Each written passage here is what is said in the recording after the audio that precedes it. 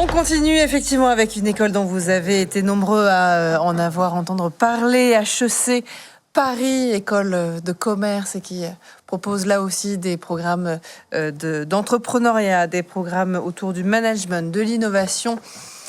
On va en parler avec notre invité qui est en train de s'installer. Là aussi, vous le savez, c'est du direct. En attendant, vous pouvez continuer à poser évidemment vos questions dans le chat, à réagir aussi, puis à répondre à notre sondage dont on va parler dans un instant. Mais d'abord, bienvenue à nos deux invités. Bonjour. Bonjour. Bonjour, merci. Massimo Spagnuolo, est-ce que j'ai bien prononcé? C'est pas mal, c'est ça, on y est Bon. presque. Presque. Oui, presque. Enchanté. Vous êtes directeur recrutement et stratégie commerciale, et puis vous êtes accompagné de Hugo Vermut.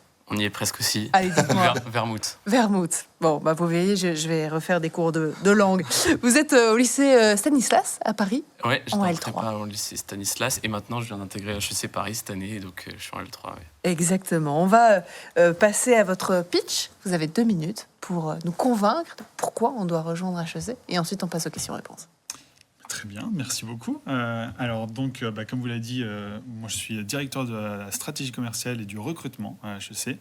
À HEC, ce que j'aime beaucoup dire, c'est qu'on forme des étudiants qui sont à la fois curieux, engagés, qui sont ouverts sur le monde, qui sont ambitieux.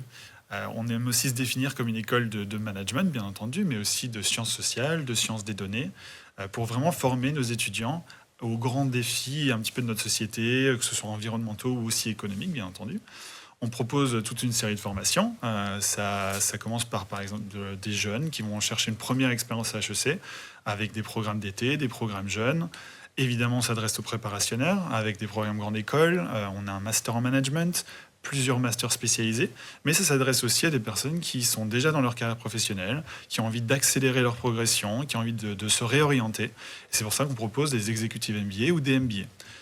Donc à HEC, en fait, ce qu'on essaie d'offrir finalement, c'est une expérience transformative. Moi, dans mon corps de métier, on rencontre des étudiants en Chine, en Côte d'Ivoire, aux États-Unis, et quand on les retrouve, ces mêmes étudiants, quelques mois plus tard ou quelques années plus tard, sur notre beau campus de Jouy-en-Josas, c'est vraiment avec une nouvelle ambition, et un nouvel engagement, et vraiment une nouvelle maturité. Et c'est très valorisant pour eux, mais pour nous aussi, parce que ça renforce tout simplement la croyance qu'on a dans nos programmes.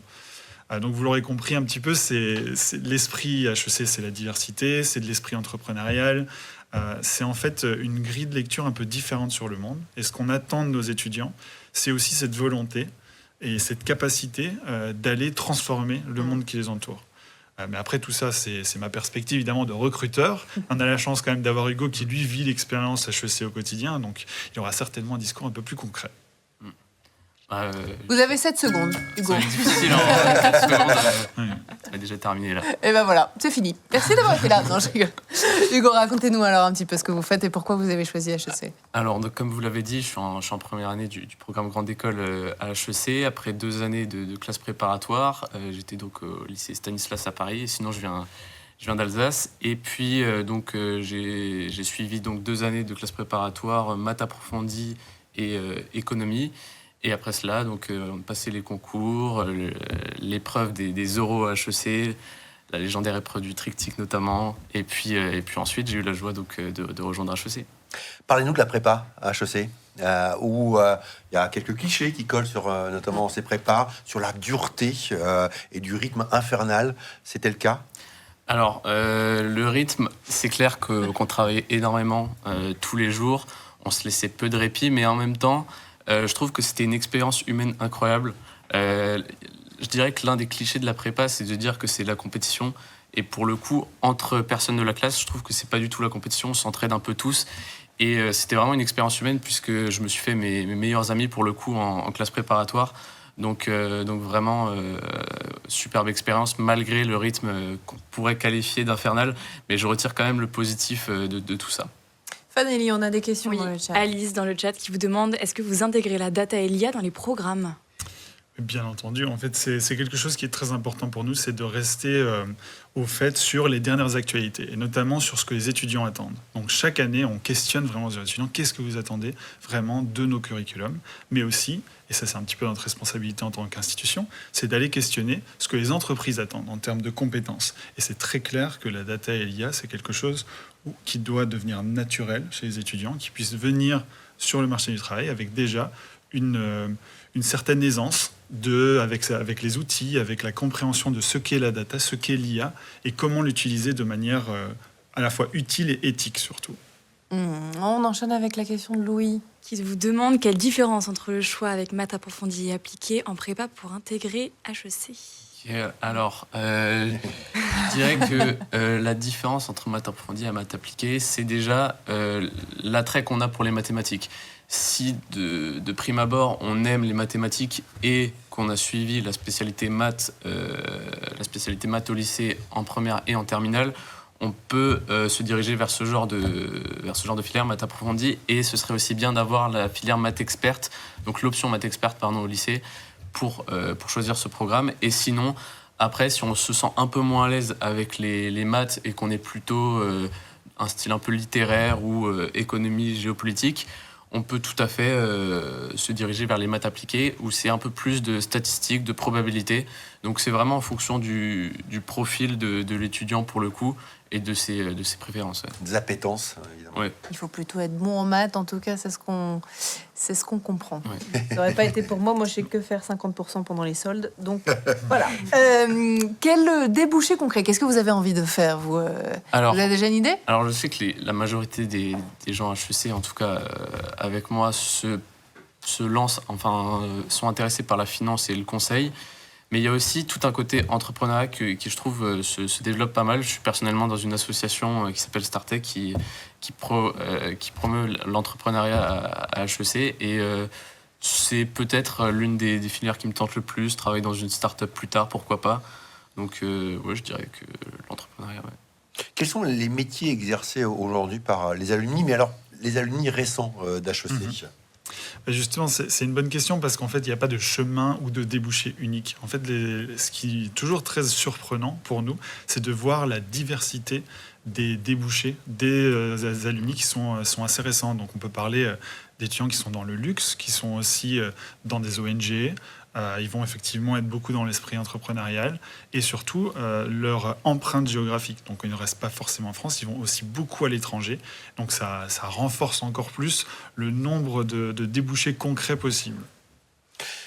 Peut-être, Hugo, partagez-nous votre expérience, et surtout peut-être donner des conseils aux lycéens, lycéennes qui nous regardent ce matin, ce midi maintenant, qui s'interrogent, ça peut parfois faire peur aussi Oui. d'entrer à HEC.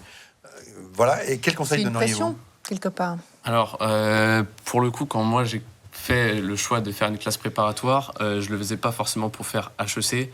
Donc ça va être un peu difficile de répondre à votre question sur les peurs avant d'avoir HEC, puisque moi, l'objectif, tout d'abord, c'était me donner pendant 2 ans, apprendre des nouvelles choses. C'était plus de ce côté-là.